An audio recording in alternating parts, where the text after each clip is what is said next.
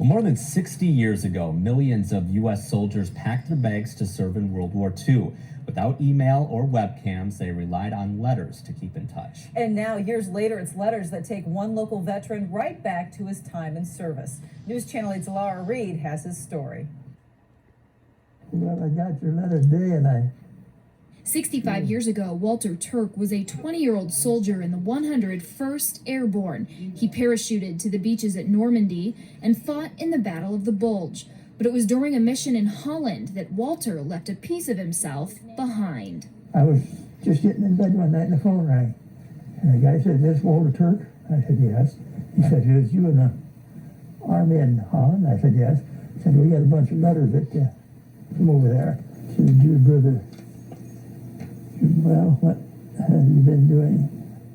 Those letters were all written in 1944 by Walter's mother, sisters, and even a girlfriend.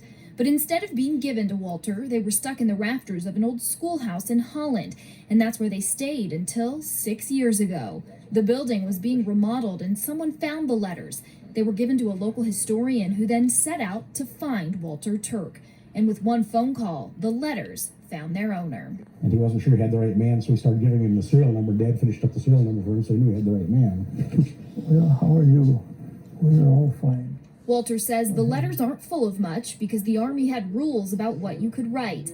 But it was getting the letters that meant so much to him. Very important. He loves them all. Brings your morale up. You wonder what happened at home. And now Walter's family can get to know a piece of him they hadn't known before. That's awesome. It's hard to imagine my aunts and uncles as youngsters still in high school, and they were writing letters at the time to Dad who was in service.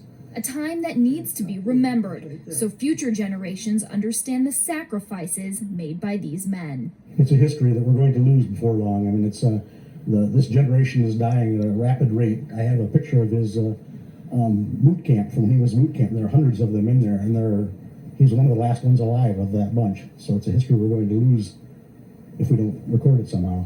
I must close. I'll write some of your sister, Arlene. In Richland Center, Laura Reed, News Channel 8.